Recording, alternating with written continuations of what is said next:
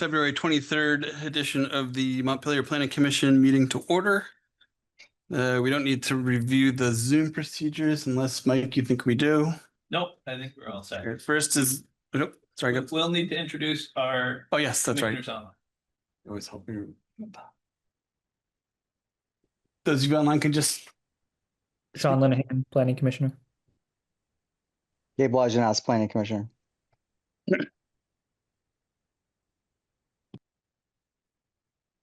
Maria. You're on mute. Still on mute. Oh, Nope. She was there. almost there. You unmuted for a moment and then re-muted yourself. I think she was trying to connect. Oh, So she maybe connected down, but not unmuted. okay. Well, She hear you. Maria can. You can hear us though, right? Yeah. Okay. Okay. So for her to vote, you have to hear her. Correct. All right. Well, hopefully at some point Maria can say hello. Next is approval of the agenda. Folks can just take a quick You're look. unmuted. Can you talk? There we go. Yes, can you guys hear me now? Yes, there we go. Hey. Hello, I'm Maria Arsenlis, Planning Commissioner. Good evening. Next is approval of the agenda. Please take a quick look at it. And if anybody has any changes they want to make, let me know. Otherwise, I'd ask for unanimous consent to pass the agenda, to approve the agenda, I should say. Hearing nothing, the agenda is approved. Next is Some of my comments about the completeness of the minutes, so maybe you want to swap those later.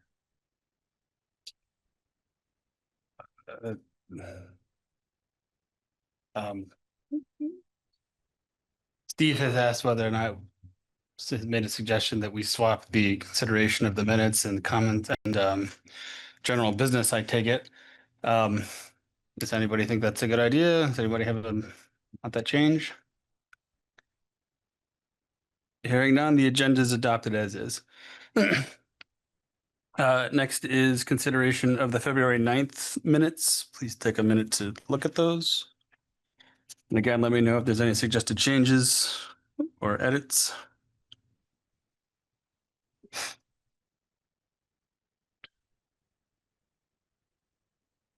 For the record, I have suggested changes in it. I understand that, Steve.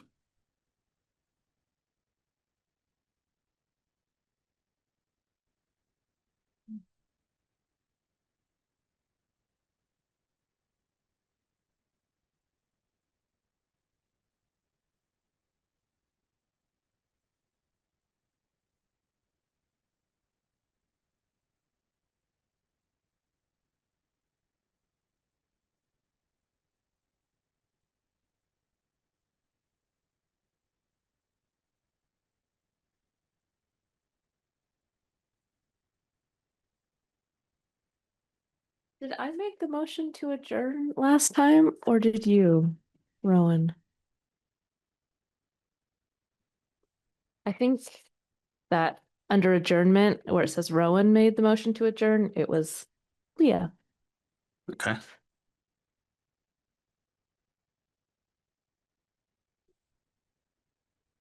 Right, since there's a proposed change on the table, I'll take a motion.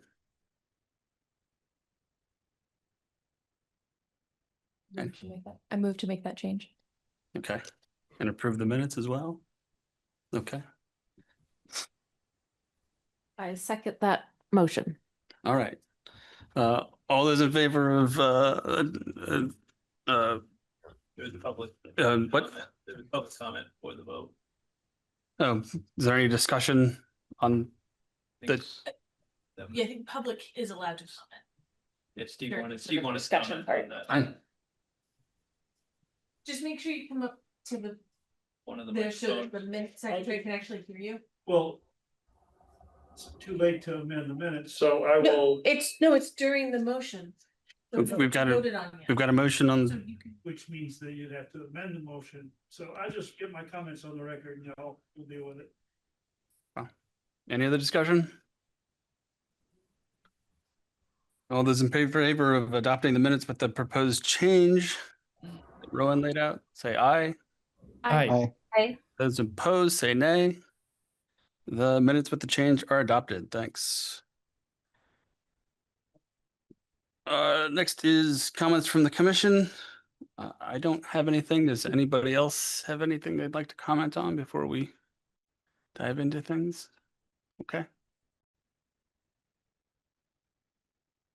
With that, we'll move to general business. Anything that's not on the agenda. And Steve is here. Yes. It's kind of surreal, feeling like you're only talking to the record. Reminds me of the Invasion of the Body Snatchers movie. It's a good one. I want to address Steve Whitaker, Montpelier. I want to address three issues: the substance of my prior comments, the structural planning role of the body, and my request for written clarification. First, regarding the February 9th meeting, the minutes summarized my comments as, quote, perceived issues with Country Club Road. What I raised were not generalized perceptions. I raised specific planning determinations that remain unresolved. Act 250 jurisdiction, full build-out traffic analysis, brownfield delineation and corrective action planning, capital budgeting alignment, and grant sequencing. Whether the commission agrees with those concerns is not the issue. The issue is that those determinations have not been addressed here in any formal way. And I think it's insulting to characterize them in the minutes as perceived issues, or revealing of abdication on the part of the commission. On February 15th, I sent a written request to the chair asking for clarification of the commission's statutory authority and obligation under 24 VSA Chapter 117 to plan for the municipally owned Country Club Road. The request was directed to the commission, not to the staff, and asked for clarification of the commission's own understanding of its duties. It's now been more than a week. No written response has been provided. This is not a minor procedural question. It goes to whether the commission believes it has authority and responsibility over planning for municipally owned land before major infrastructure commitments and developer selection actions proceed. The chair of this body is an attorney and the head of a statutory municipal commission. When questions are raised about statutory authority, silence itself becomes part of the record. If the commission believes it does not have authority, it should say so and cite the statute. If it believes it does have authority, it should explain why that authority is not being exercised here. Either position is defensible. Silence is not. Now to the larger structural concern. Municipal staff have requested a transportation compatibility finding from the Regional Planning Commission's Transportation Advisory Committee for tomorrow night for raising Route 2 and reconstructing Country Club Road, including major infrastructure work. Before that request was made, I want to ask plainly, did the Planning Commission formally review and affirm the planning basis for that request? Has this commission asked that the Regional Planning Commission taken a vote to ask the Regional Planning Commission to rubber stamp or approve with conditions a major project at Route 2 and Country Club Road from the Rotary all the way out? Has the commission reviewed a full build-out traffic impact analysis? Has the commission reviewed the Act 250 jurisdiction status for the infrastructure and associated development? You've seen the map. That project is outside of the Act 250 exemption boundary. That was last meeting you saw the map. I left a copy here. I hope it's in the record. Or I move that it be included in the record. Request, I don't get to move. Has the commission reviewed any completed brownfield delineation or corrective action plan? The entire Country Club Road parcel is the brownfield, is the designated brownfield. That means you can't dig to put pipes in a road in there without written approval from the commissioner. Many, many soil disturbances have happened there without required approval. Has the commission reviewed a construction management or traffic control framework for elevating a state highway? Has the Complete Streets Committee reviewed impacts to the Cross Vermont Rail Trail? Is that the rail trail? Anyway, the trail that goes across there, and sidewalks, among other statutory requirements. If the answer to these questions is no, then external compatibility representations are being made by staff without prior municipal determinations from this planning commission. That's not about personalities, it's about process architecture. Under Chapter 115, this commission is responsible for coordinated land use planning, integrating transportation, environmental constraints, infrastructure, and capital programming. When grant applications, compatibility findings, and zoning revisions advance simultaneously without this commission first establishing the planning framework, then planning is occurring by administrative fiat rather than by the statutory planning body. That's not allowed. Aaron, are you listening? Steve, continue. Are you listening? Steve, continue. No, but I think that's a fair question. If you're taking notes and reading everything else, you're not listening to this, and you're the one who most needs to be hearing this. Because you're the attorney, you have ethical obligations above and beyond the other planning commission members. And these comments are direct to that authority of this commission and whether it's functioning or dysfunctional. Steve, continue. Additionally, when municipal staff advise this commission and represent the city on the regional planning commission, because at the time no planning commissioner was willing to serve as the regional planning commissioner, it becomes especially important that the planning assumptions underlying external requests be clearly vetted and affirmed here on the record before they're represented as the city's position before the regional planning commission. Otherwise, determinations are being made elsewhere than this body that this body has never formally examined. I'm not asking the commission to do the regional commission's job. I'm asking whether the commission intends to exercise and do its own job. If the foundational planning determinations have not been made, then planning is not being conducted in the right order.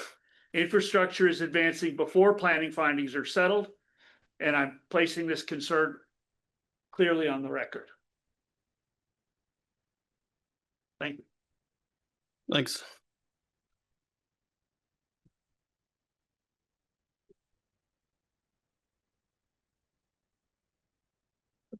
Next is an update on city planning projects. We've continue to have a number of grant applications that we are working on. We've got our build grant that will be due tomorrow. So we ended up doing for Country Club Road, we had always planned on doing the CDBG-DR, Community Development Block Grant Disaster Recovery Funds. And what we decided to do is to put in a second application for that same project to that same amount of work. That is the build grant, and that's a federal grant. So they're both going in at almost the same time. Build is Tuesday, and the DR is on Friday. And each of them is $5.2, $5.3 million. And so that will get us the remainder of the funds we need to get the utilities out to Country Club Road and to fix the intersection at Route 2 and Country Club Road, or at least make some improvements to that intersection. So yeah, those two grants are getting ready to go in. There are a number of pieces we still have to do. As Steve pointed out, we've got to go to the TAC meeting again. We already went there once. They didn't have any issues with it, but somebody's playing some parliamentary things, making us go back. So we will have that meeting. So that's most of the big things that we're working on right now are the two grants, but we have a lot of other things going on. We did receive our 4 proposals for Country Club Road. They are online if people want to see them. We will be putting on the agenda. We're putting together a presentation. It's going to be a video. We'll bring it here. We'll show it. And that quickly kind of summarizes. That way we're being fair in giving the same presentation to all the different boards and commissions. And if people have comments, ultimately the decision will be made by the subcommittee and the city council. But they're looking for input from all the different committees and commissions that could be affected: housing, complete streets, parks, planning commission. So there's a lot of elements that are in that that they're looking for. So that will be going on. They won't be making a decision of which one to select until April, I believe. So there's a lot of time to kind of review it. And there's, I believe, a portal that just went out today on the website, which gives you kind of a format to go in and survey to give input. But we will give you guys a presentation, let you see what the various proposals are, and we can talk through them. Is that going to be at the next meeting? Our next meeting? I would imagine it would be at the next meeting, because they're working on it right now, so I think it would be ready for the next meeting. And trying to think what other significant things that we have going on. I'll be on the agenda for a bunch this week, but I don't think anything is. We've got Home Farm Way we're working on, and yeah, just there are a lot of smaller projects that we're working on right now. We've got Farm like Way- resilience projects. Jog my memory. Home Farm Way is That's next to Agway, right, is to the- have that that's the big. floodplain. Yep. Okay. Yep, it's a And what- floodplain restoration project. What needs to be done still? They're gonna remove 24,000 cubic yards. So a lot of dirt, thousands of truckloads of dirt will come out of that site, out of the floodplain. In order to create a larger floodplain just upstream of the city. So usually what you need to try to do to address some of the flood issues is you want to try to go and capture the floodwaters ahead and let it get out faster at the bottom. So basically, if we can meter the amount of water going through the stream channel, it's less likely to flood in the middle. So if we can create flood capacity above, and then there's going to be separate projects to try to make sure that the existing bottlenecks that are downstream of Bailey, will be removing those in a separate project in the future to try to go and make sure that water can go out easily and water is held up at the top. So that way it's less likely for there to be flooding in the middle. It might not make a huge difference, but sometimes making the difference of a half a foot might be enough to make a big difference in individual properties and which ones. So we don't think this will be the answer or the solution, or we've solved flooding in downtown Montpelier. That's not it. It's really to kind of go through and take what would be, a flood hitting 522 to maybe hitting it at 521 and a half. And that half a foot can make a big difference on how many properties get flooded or how badly somebody gets flooded when they do. So it's an all-in approach that we have right now. We'll getting to elevate buildings, floodproofing buildings. This is another step in that to try to make sure we're doing all the different pieces that we can. Hey, Mike. Yep. I know before one of the disaster, I guess the very first DR, right? There was a planning grant that came through here from that committee that's sort of working on resiliency. And I think that was awarded, right? That those funds were awarded. Do we have any sense on where that project is right now, that research and study? For the entire watershed? Right. Yeah. I don't know. I'd have to go and check with John Copans on that one. There is a grant to do the River's Edge Master Plan, which we met last week to start talking about moving that one forward. So that grant application is going forward.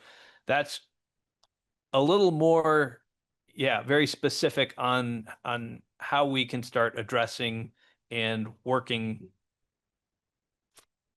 We've spent decades turning our backs to the rivers. Now we're kind of trying to face the rivers more. So we're trying to identify ways of facing the river and also being more resilient at the same time. And I think that's what his plan, his effort is going to be looking at.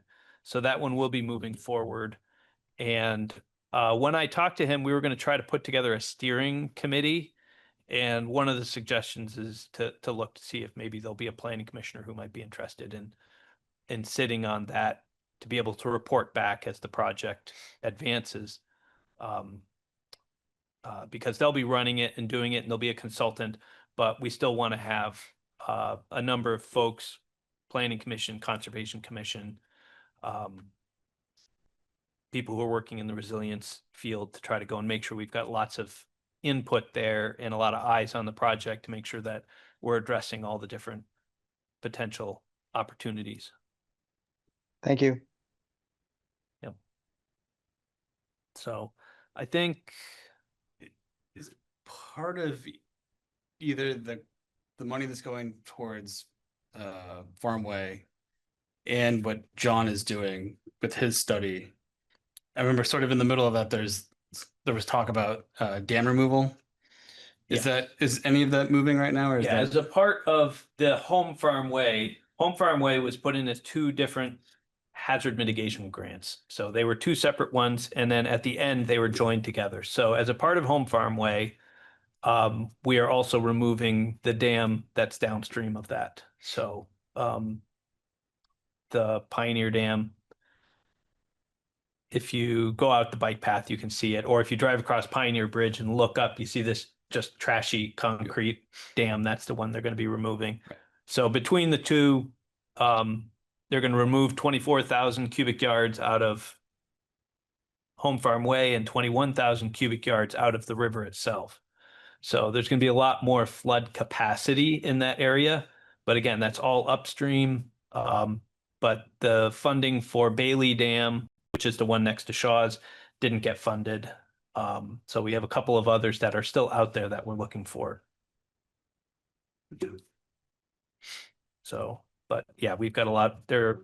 DPW has the lion's share of these resilience projects on their plate, but we're trying to do our best to help work through some of these. And I think that's about it for the city projects. Great. Any questions for Mike? Nope. Okay.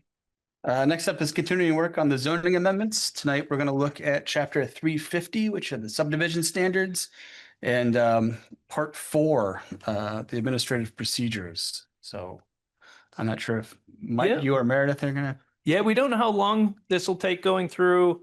So if we have enough time, we'll kind of go through some of the part 4 stuff, because the sooner we get through all of this, then the sooner we can kind of get around to start making some red lines and making decisions, which I think is what we all kind of want to get to.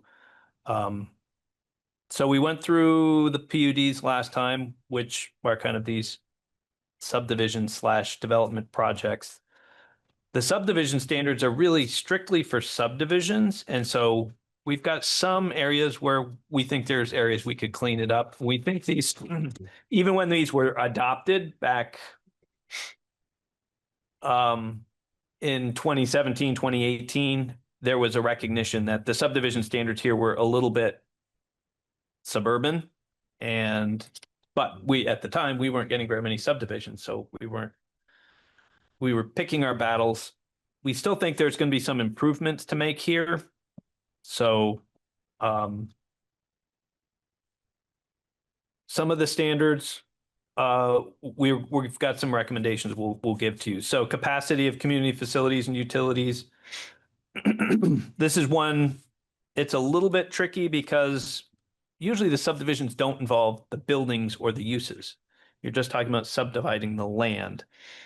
But in talking with Meredith, these actually do come in various ways. So we're actually going to recommend probably keeping these here. We just have to make sure if you're going to do a subdivision and we make an assumption of a certain number of units, that development isn't going to impact these type of community facilities and services. Most of the time, this isn't even an issue because we've got plenty of capacity in our schools. Police, fire, ambulance, streets, infrastructure maintenance, that's the only one that might come up if we've got a road that isn't big enough to accommodate a subdivision coming off of it.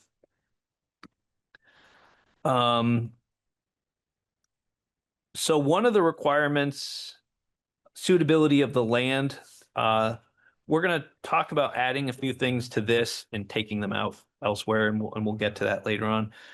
What really suitability of the land looks for, it says if you're going to subdivide a lot, it has to have some use. because once a lot is created, it's kind of this catch-22. Once the lot is created by the Supreme Court rules, you can't have a regulatory taking. So you can't have regulations that are so strict that you can't at least put a single family home or something on it. It has to have some economic use. So usually what we do in the subdivision standards is say, well, you can't create the lot if it doesn't have any way of being used. So that's just one of the requirements. So if it happens to be all steep slopes, and we have steep slope requirements that say you can't develop on 30% slopes, you can't create a parcel that's all 30% slope. You'll have to have something that is buildable. So that's what the suitability of the land is. And usually we're not asking people to get their permits at the same time, but we do go through and say, show us how you could use this in some way. If it's all floodway, now floodplain you can elevate, but a floodway you can't. Show us you can actually use it. So We've had this come up once so far. And it was the parcel that got divided off and is now, it's a city-owned parcel, but it's got the community garden. And so there's no way they would have been able to have water and sewer on there, no way you could develop it for almost anything. But because they were saying, no, this will only be used as a community garden, that was worked into the DRB's decision for that subdivision, and we were able to subdivide it off despite it's being covered largely by river corridor, and it was just, so that's a good one. So it's a little bit of just a little bit of background of why the suitability of the land is looked at. It's just, and in other places, and actually if you were outside of the downtown core, we would also look at something like show us that you can put in an on-site septic field. If you can't put a leach field on, most of the city, we have sewer and water, but if you're out on Elm Street, if you're out in a few of these other areas, you need to have on-site. All right, if you want to subdivide that, show us where the septic field is and prove to us that you can have a septic field. Because if you can't, we're not going to let you make that a building lot.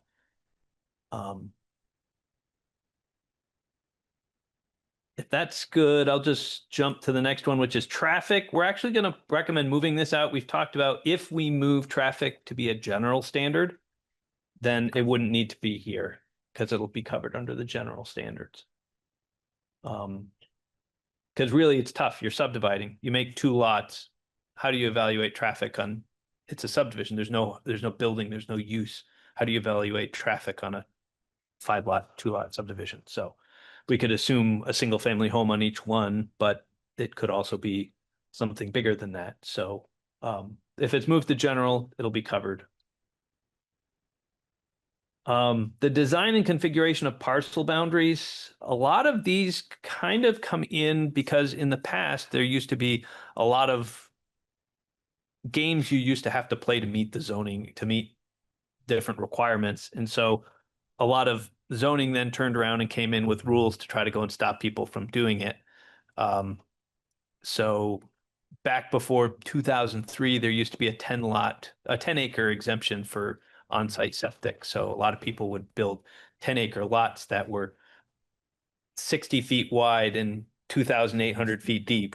And we called them bowling alley lots, and you had, or spaghetti lots, and you had these weird configured lots that would go up and around and bend around in order to meet frontage requirements. And so generally, because of our rules being pretty tight, we don't usually have a lot of issues with people making funky lots.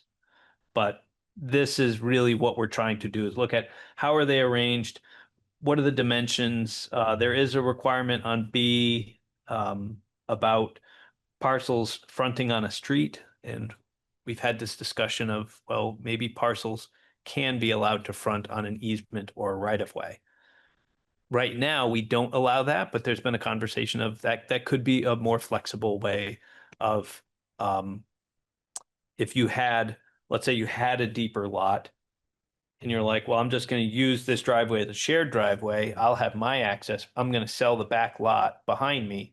It won't have any frontage, but it'll have a right of way. And then somebody can buy that lot and build a house on it, or I'll build the house on it and I'll sell the house. So that way it looks the way I want it to look before I sell it. Either way, that gives an ability to add another house but that house would not have street frontage. Right now, that would not be legal.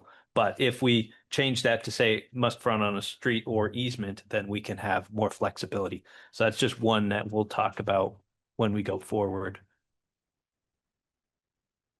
Design and layout of necessary improvements. This is where Meredith and I think we need to do a little bit of work. These kind of need to be designed, especially point A when we're talking about streets. They really need to match up with our complete street standards and our actual road standards. Again, these were very much kind of grabbed up and recommended by the consultant, and they're a little bit more suburban, in my opinion, than urban. And I think we can go through and do a better job of cleaning these up. But I don't think we'll go through each one of these unless people would like us to pick through them. But for the most part, we think we can loosen these up quite a bit. I'm looking at the next page, design speed. Applicant shall design new roads for a speed of 30 miles an hour or less. Well, we have complete street standards, the street typologies. They define what the speed limits and the pieces will be. And so that would be the driver instead of just setting it in here.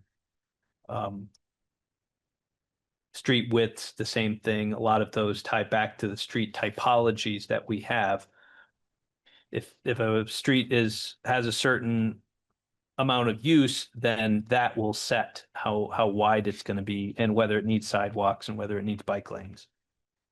And I'm sorry, where do the complete streets standards They're not reside actually right now? They're not in here right now. I know, but where do they reside otherwise? There is a document called the Complete Streets Master Plan, and it has all the typologies, including a map of all the streets.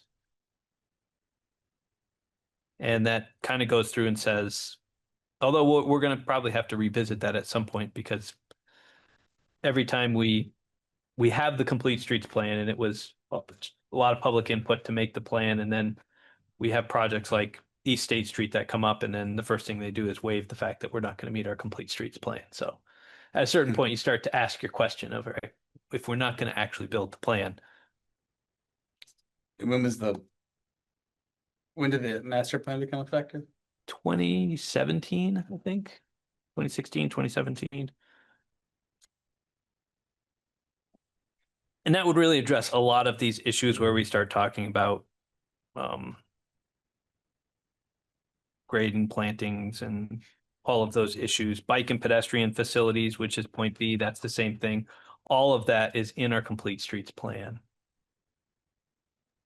Hey, Mike, I think you were either traveling or sick when we kind of talked about this when Meredith was there, but I don't know what's in that master plan. I've never looked at it.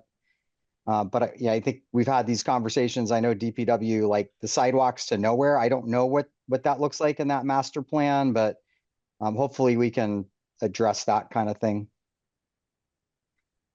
Yeah, it always depends on where it goes. The idea of the Complete Streets Plan is that no matter where you are, you would be able to know whether you're walking, biking, driving, you would be able to have a way of getting to the downtown and in a safe way. So, in a certain street, so if you have a street that's low traffic, you can walk on the side of the street. You don't need a sidewalk. But as soon as the traffic reaches a certain level, then you need a sidewalk on one side. And if it reaches a certain higher level, then you're going to need a sidewalk on both sides. And that's kind of the premise. And then each one of those, when do we need on-street parking, off-street parking? And it works quite well, actually, when it's followed. Because usually when you go through it and actually look at, here's what the plan says, here's what's on the ground, you can automatically go through and say, well, here are the areas where there's conflict. And you'd go through and say, oh, well, Berry Street, Elb Street, these are areas where it's difficult to bike because of the conflicts with the on-street parking. So there are these natural areas where you can see right where things don't match the plan are usually areas where actually, yes, these are areas we know you'd expect to have problems because I guess all I meant was that if we like incorporate something by reference or do whatever, that same discussion of just because currently you need to have, if you do a new subdivision, right, we need to have sidewalks, but DPW and traffic standards would say, well, you don't need them, but our regs say you do need them. And I'm just saying, if we say, oh, we're gonna point to the complete streets master plan, let's just make sure that language kind of syncs. Like, I think everybody, like, yeah, of course, everybody wants to get safely wherever they're supposed to be. Let's just make sure it makes sense, right? Yes. Anything that we can do to save developers money, right, and be able to reduce costs to people that want to move here and build here, like that's great. Yeah, and that's the other question, is trying to make sure that we've got the designations on the map correct. And that's the other reason why outside of this process, DPW and planning, we do want to kind of go back and take another look at that plan, because we've used it for a little while and we've recognized areas where there are roads that we need to go and reevaluate whether or not they're properly typed. And then that makes a difference as to whether or not it's those become necessary. And then the separate question is, if you end up triggering that next step, and I think that's what Gabe is getting at, then it necessitates constructing a sidewalk. Well, that's an additional cost that goes to the developers.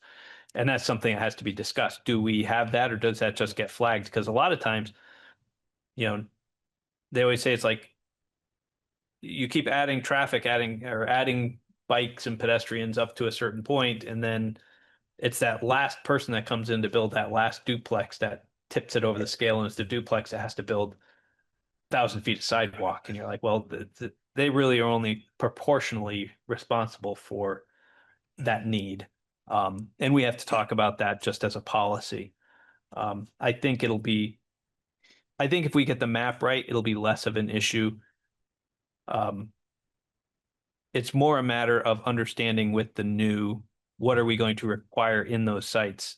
Because I don't want to get into specifics, but we do have a case where our zoning here says you had to put in a sidewalk, but the complete streets probably wouldn't have required you to have the sidewalk. So that's one of the disconnects, is that we've got this sidewalk that's not connected to anything.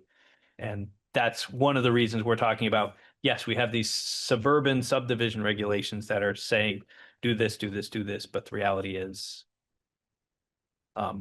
we don't necessarily need to.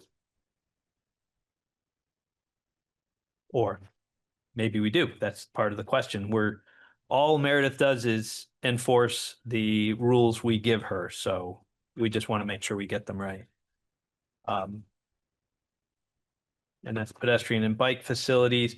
And then we're back again to some of those standards that we talked about in the first one: water and wastewater, firefighting, public and private utilities. So this is really just going through, when somebody's looking to put in a subdivision, we're going to look at those as a part of the approval.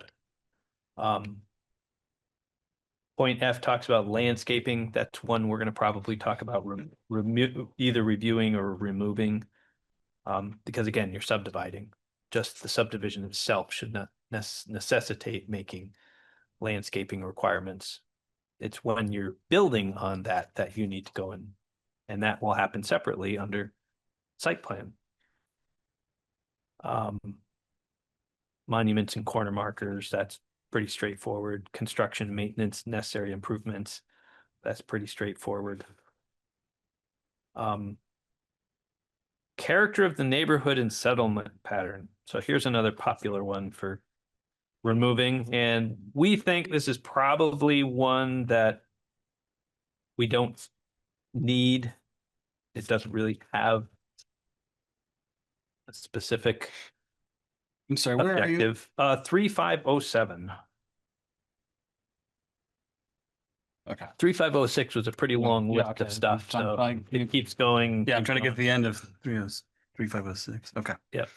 So the character of the neighborhood and settlement pattern, this is probably one we could look at removing. I don't think it adds a lot of benefit, and I think it's something that people can use to beat up subdivisions. We have talked quite a bit in 3508 about renewable energy and energy conservation. This one we have amended multiple times. We can always go back and take another peek at it. If somebody wants to, we can also, it hasn't been an issue now that we've made the adjustments to point C that we did. So that's an option for you guys to look at and consider. And natural resource protection is one I think that we can move forward to that section up front on suitability. Because as long as these things are being addressed, we really can't protect the natural resources in the subdivision. I think we just have to make sure that we've got these areas. If there are natural resources that need to be protected, they just need to be addressed in the subdivision, that there are areas you can develop that will not impact those natural resources.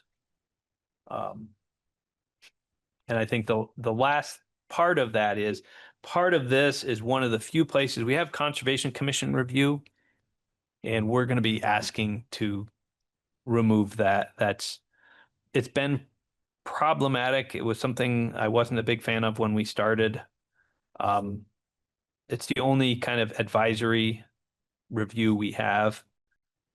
And the Conservation Commission that's not their usual duty jobs. So it's more difficult to try to work to get that review done and done correctly. So it's probably better for them to provide testimony, which they can always do. And I think Meredith had said we can always send them copies of permits or applications to them to review, and to provide comments to the DRB and let the DRB make decisions. But rather than have the applicant go to the Conservation Commission first and then go to the DRB second, it's just adding an extra layer and slowing things down. And then we've had Conservation Commissions take multiple steps. They meet once a month. So all of a sudden we're out 60 days. We haven't even gotten to the DRB yet because we're waiting for the Conservation Commission to issue a decision. So. Well, and it's especially an issue now that sketch plan is optional. So when I had sketch plan review, always had to happen for every single subdivision, I would send it to the Conservation Commission at sketch. And as long as there wasn't a big change in the plan, it didn't have to go back to conservation again before final. So sometimes we'd be like, oh, we're on the calendar, but we won't get there till after the sketch review. That's fine. It just gets in there for the final. It all works out. If nobody has sketch anymore, it's going to make it that just the Conservation Commission review is going to drag out the time. So it's going to be like they had to go to sketch review. And just to confirm my understanding, this Conservation Commission review, this is something that we voluntarily put in our own code. It's not something that that this commission is requiring of us. So we can voluntarily exclude ourselves from this extra process. Yes. Okay. Yes. There's no statutory requirement that Conservation Commission have this review. They didn't ask for it. It was one that the consultant kind of put in there, and I think if we asked Conservation Commission, they would probably, I mean, we can ask them, or we will ask them what they think. But like I said, I think it's staff's recommendation that it would probably operate better if they were not a statutory, if they were not in as a required advisory committee and just acted. And they can certainly testify and give information and opinions, but I think it would operate better without that. But we'll talk to them. We'll let them know. I think what we should try to do better, more different with the Conservation Commission is to make sure that we are building their natural resources. We have a natural resources map that we use. Those are the things that we put in there that are flagged for protection. And we should work and do more to make sure that they are helping us to build the zoning. They shouldn't be a part of enforcing the zoning and administering the zoning. They should be a part of this. So I think as a part of this update process, there's a new wetlands map out. We're going to recommend that we have you incorporate the new wetland advisory maps that came out that the state has adopted, and we would put those into ours and we would enforce those maps going forward. That's a good thing. If they have other things that they want, they should be working with us and you to kind of come in and say, we think this is an important natural resource, whether it's a natural area or something else, that this is something that the city should be protecting. Great. If we have it and we know about it, we can then put it on in our regulations, and then we can enforce it. And I think that would be the proper place for the Conservation Commission, and the most effective way for the Conservation Commission to be kind of getting those resources protected.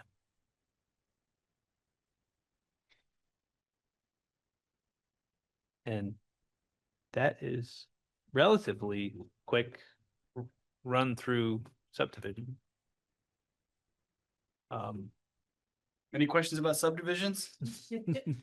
Anybody?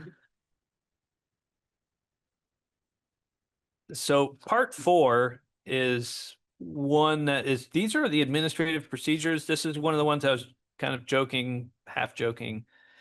If you want to go and shorten the document, you just go through and say these regulations shall be administered and enforced in accordance with Chapter 117 of Title 24. And you don't put all this in there because it's all in state law. But the reality is it's helpful if people want to try to understand. If somebody is a nerd and wants to go in and read these things, that they can kind of get a sense of where things are. But we have to be careful, because for the first 20 years of my career, the state was never changing any of these. So it was never a big deal.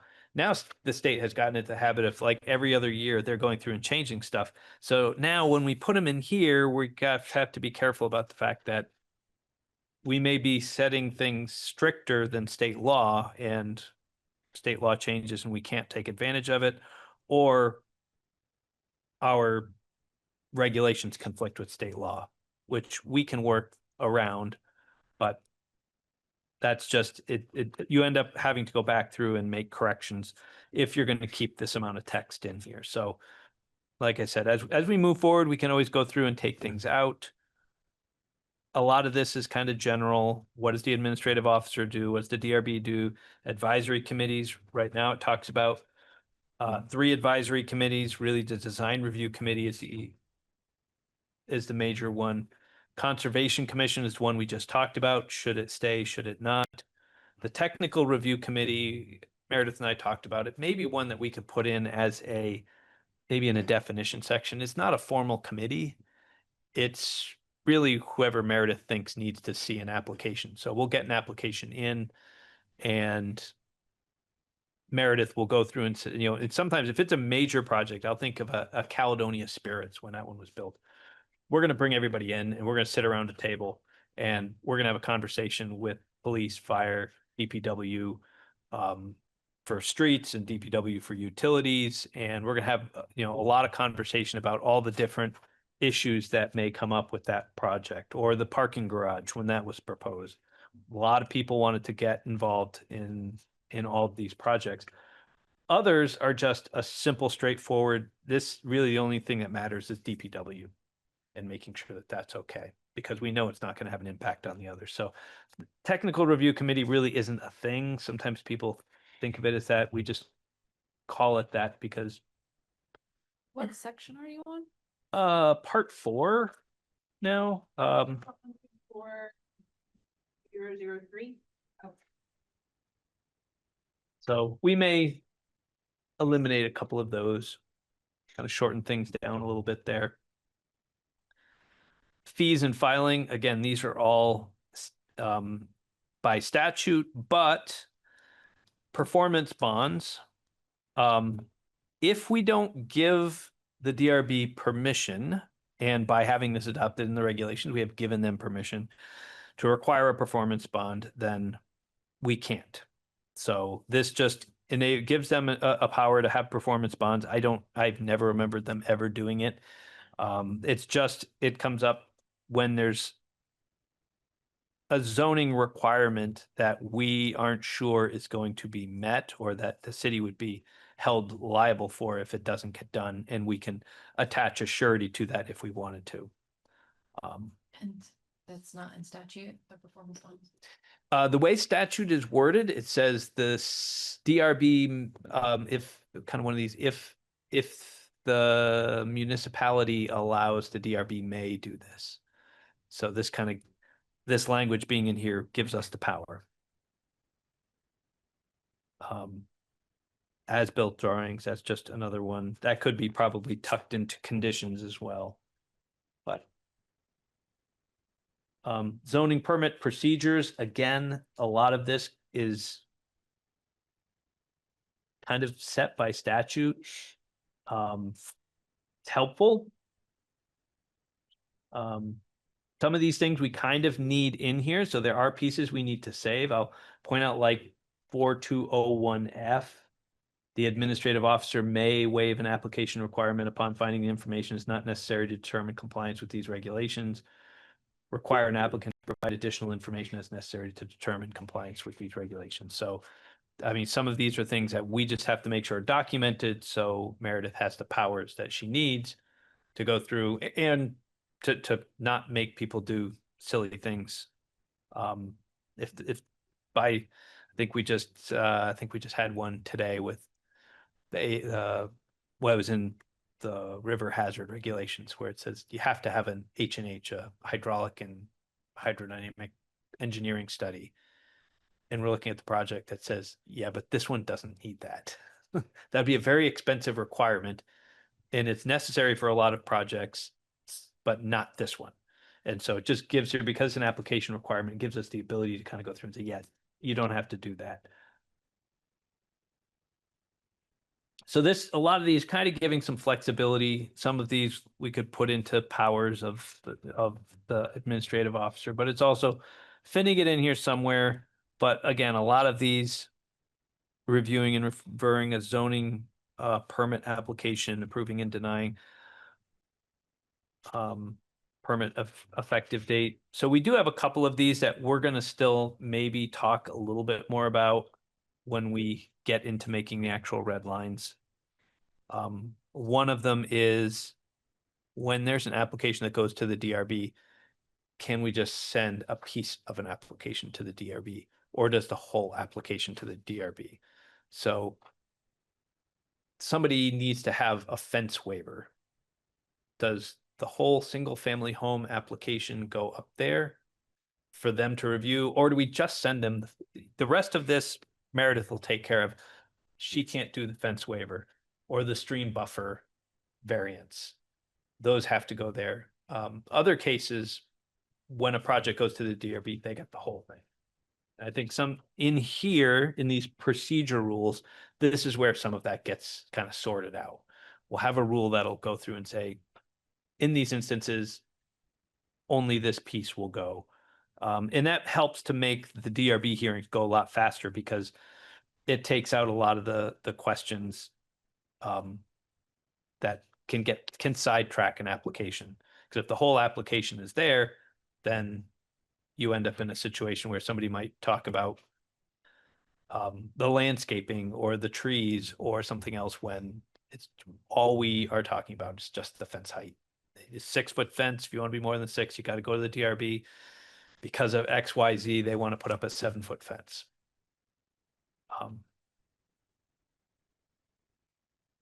So again, a lot of these rules, I don't know if there are any more notes that Meredith had through these. A lot of these have tended to work. We haven't had a lot of issues. But again, like we said, a lot of these are also could be unnecessary because a lot of them are in statute. So yeah, I think actually,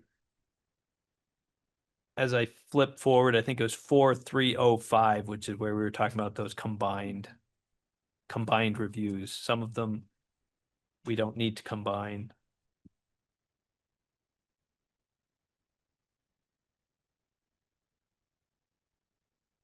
Notice and hearing decisions, again, all set in statute. We could remove most of those. So I think some of this will just come down to a conversation about how much we do or don't want. Ultimately, the entire procedures section is 25 pages. So we're not talking about a large Yeah, we're not talking about. Yeah, we could whittle this down to 15 pages if we wanted to really condense it. I don't know if that's necessary. Certain things we kind of have to keep. The enforcement piece is very important. That won't change. That's working well. We have to have that as it's written. But we'll go through, clean this up a little bit, but that's most of part 4. And I think to get a better understanding of some of the process pieces, I think Meredith had some slides that she gave me. I think we can present them at the next meeting, because I didn't prepare to have them tonight, but I think you had a set of things that kind of go through in. Yeah, it's super detailed, the slides, because it was put together so that my DRB would understand the full process. They had all sorts of fine-tuned questions about how a permit flowed through the process. So it's pretty heavily detailed, including like timelines and for ZA decisions, all of those things in there. And honestly, like, I mean, if you decided you really wanted to cut way back on the procedural part in here and just reference state statutes except where absolutely necessary, that kind of detailed timeline could be a reference on the website if people really wanted the nitty gritty. As well as we're also talking about trying to do a more layman friendly version for people and more like checklists on how to do the process and break it down to simpler parts. But yeah, it's pretty detailed. Yeah, it's multi-slide depending on which kind of permit you're getting. Flowchart. But that But it does helps help you- walk you through it all and visualize it a little bit. Yeah, it helps you kind of understand from the easy project. Okay, it's just a porch or a deck. That's not in design review. You know, what's that process? That's easy. And then each one can kind of get a little bit more like, okay, well, what if it's a porch or a deck in the design review? And what about, you know, as projects get bigger, you end up in minor site plan, and then you get into major site plans, and you have conditional uses, and you know, the big answer is, you know, if you've got a project idea, call Meredith, call Nick, or send them an email. They would really prefer that. We always like the emails, and the reason why we like the emails is because we can reply in writing, and then you have in writing what it is we told you, and rather than sometimes people didn't get all the notes down or didn't write it down right. And so that's why we like to have things emailed, because then we can refer back to them. Or sometimes we make a mistake. So it's great to have it in writing and be like, oh, nope, I was wrong. Yeah. So we do, so we do, like we said, we do have the process things, because we just went through and explained, this whole thing was 4 or 5 months of us going front to back to talk you through the entire document. And you probably still have no idea how an actual permit would actually work. But the sense is, though, that you've got these different pieces. Part 2 talks about your districts and what's allowed, what's not allowed. Then you've got part 3, which have your general standards and your site plan standards and your conditional use standards and your subdivision standards. And so you've got, and what we do is just go through with each application, and depending on what it is, we can start at the front. And I've always described it to every zoning administrator as like buckets. It's got to get this bucket, and then it goes in that bucket, and then it goes in that bucket. And when whatever number of buckets there are, those are the sets of regulations that it's going to be reviewed against. And that's it sounds very complicated, but once you start doing it enough, it starts to you just start to make sense of, okay, it's this, it's this, it's this. And then I got a certain order for going through. And for the most part, most of the regulations, 200 and something pages of regulations, most of it won't apply to any of your projects. It's a very narrow set of them, because once you've gotten to the buckets, you'd have to have a pretty crazy project to hit a lot. And so But again, we can go through a couple of those scenarios. We can always get you the slides if you want to be wonky and nerdy and go I'm through curious them. to see the slides. And I don't know what I'm not making any promises I'll do anything. I'd like to see them. all right, well, I mean, I think it's just helpful to kind of see how the zoning administrator sees that process. Yeah. And so that's like I said, that was a training PowerPoint.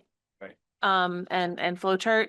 I know you had asked about, and I've been in conversation with staff for the housing committee about trying to run an actual like project through different processes to say, hey, you're putting a porch on a single family home and design review, and just take that same kind of project through each. And so I'm looking at trying to do that. It's just fitting it in with the time, but the PowerPoint, flow chart was something I had tucked away. And so I just made a few updates where things don't apply anymore. At least I can only speak for myself, but I feel like anything that can help sort of contextualize these regs. Yeah. And that's, in a real world scenario is very helpful for Right. me, because it helps to, more than anything else, like I'd like to be able to see it from two perspectives. One, from the applicant's perspective, and from the administrator and staff's perspective. It's just very helpful to see if there's any disconnects between those kind of two approaches, to see if there's a need to make changes, to accommodate those friction points. But, Yeah. So. yep.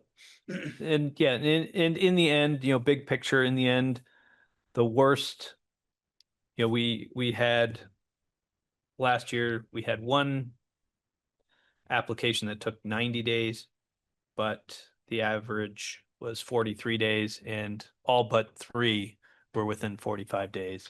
those were the ones that went to the DRB. Those are the ones that went to the DRB. Versus Anything that didn't go administrative. to the DRB were Yeah. either days or weeks, depending on whether it had an administrative site plan or not. So, or if it had to go to design review. So even in the worst case scenario of going to design review and DRB, you're still usually getting your permit within 45 days. So Of a it's- complete application. of a complete application. And that is where you'll hear also comments from builders and developers of, yeah, but it takes a long time to get the application ready because of requirements. But that's where we've talked a little bit about, well, maybe we could make some adjustments. We know what we want as the outcome. We want to make sure X gets protected. And right now, the application requires, maybe I'm thinking steep slopes. Application has a steep, or has a high upfront cost. And maybe we can bring that down by improving or saying not every project needs to have that engineered stamp. Are there ways that we could narrow our scope to make this go a little bit faster for these smaller projects that don't necessarily need to have an engineer? And that's what we can work on, is the upfront. How can we improve the process before complete application? And we think once it reaches complete application, it goes fairly quickly or smoothly. Although there are places which we've pointed out to go through and say, hey, here's a place, and we flagged them. The interim rules seem to have made a big difference. The sketch, some of these things, sketch plans or site plans, not having to go to DRB or the subdivision. Both of them, Both of- changing subdivision and having minor site plan cover more projects. Both of those things have been moving things through faster. Yeah. I've had administrative subdivisions and more administrative site plans for projects that normally would have had to go to the DRB since we made that interim change. So that's been good. But we'll go through, and I think what would happen next, I mean, we'll probably at the next meeting be going through and spending a lot of time talking about Country Club Road. But I think after that, the second meeting in March, unless we have other things to talk about, we can start getting into some of the red line ideas of, all right, what do we want to start with? Where do we want to start going? And I think it might be just laying out some big picture things that we heard. Because I think we would want to make those, if we can make those big picture decisions early, that helps us to then start making the red lines. Because then we don't have to worry about talking more about, I'm thinking the architectural standards. if we make a decision that goes through and says, let's apply design review to these requirements rather than have separate architectural standards, then a whole bunch of stuff goes away. And it cleans up a lot. And that's just a decision to make and have a discussion of whether or not that's a valuable improvement to the process. But I think that would be, if we get some of those big decisions done, then we can start walking through, making some red lines and getting stuff ready to go. And at some point, I think we also will have in March coming up, we're going to be bringing back the river hazard regulations to have a public hearing. We did interim changes 2 years ago, and they're going to expire. And so we have to go through and get those warned for readoption. And so we'll probably have a couple of red lines that we'll quickly go through to make sure that those set of regulations are cleaned up and ready to go. But we'll adopt those quickly while we start building out our red line on the zoning. And I think that's all we had. Oh, we didn't talk about part 5 because part 5's definitions. Sure. So unless people want to talk about the definitions, Read them at your leisure. read them at your leisure. Yes. Thanks. This has been really helpful. I know that it's been a good handful of months that you guys have been coming here to help walk us through this. It's been really helpful for me, and it's a good reminder. You know, this is probably my second or third time going through this stuff. There's always a lot that, you know, it kind of washes over you at first, and the more you hear it, the better it, you know, the easier it gets, I'll say. Unless there's anybody have any questions for Meredith or Mike about anything specific they discussed tonight? Okay. I just wanted, this isn't on the agenda, but what you were saying, Mike, just to help sort of jog my memory. What I would like to do, part of when Maria and I had a discussion with the housing committee, we took one of the ideas that we kind of came away with was at the start, once we start putting pen to paper with respect to the zoning regulations, we thought that a good exercise for the commission to have at the outset is to really sit down and have kind of an idea session, but more of a constructive dialogue and figure out some sort of North Star kind of concepts that we want to make sure get baked into these regulations as we move forward. In other words, it's really sort of come up with really have a good discussion about some guiding principles that we want to help us navigate this situation. I know that staff has certain opinions about, what has worked and what hasn't, and that's very helpful. But I think as a commission, we need to have that exercise ourselves to make sure that we're on to the extent that we can all get on the same page that we do, and we also have that discussion with Mike here and maybe Meredith, so that they're aware of what we're thinking. So as we do start to put pen to paper, we can always refer back to those ideas, and we can continuously ask ourselves, are these concepts that we all agreed on at the beginning of this process, does this proposed edit or amendment or whatever, does it really further those goals? And obviously we can revisit those concepts and goals and guiding principles as this process moves along. But I would just ask the commissioners at this point to just start thinking about it in the back of your mind about sort of what you want these regulations to do. If you've identified some deficiencies that you think need to be, sort of broad brushstroke deficiencies that you think that the regs should somehow rectify or make changes to fix, great. Otherwise, sort of conceptually, the fundamental question obviously is what do we want these zoning regulations to do? What sorts of activities should these be supportive of? What do we really want to encourage? And and we want to make sure that those concepts come up very clear in once we start making edits to the regulations. So I think my plan is to, if we have time, to kind of start that discussion at our next meeting in a couple of weeks. That's not to say that we can't continue it to late March, but we are sort of getting to the point where, I think it certainly sounds like Mike and Meredith have thought about this a lot and have some ideas about where to start making some changes. And so I don't want to hold that up, but so I just ask everybody over the next couple of weeks, just to sort of think about this a little bit, and we can have that discussion in a couple of weeks in a more concerted and structured way. So does that sound good to everybody? Does anybody think that's I'm happy to hear if it's a bad idea. You know, I don't want to be. 2 thumbs up from Maria. Okay. All right. Yeah, I like it. Thank you.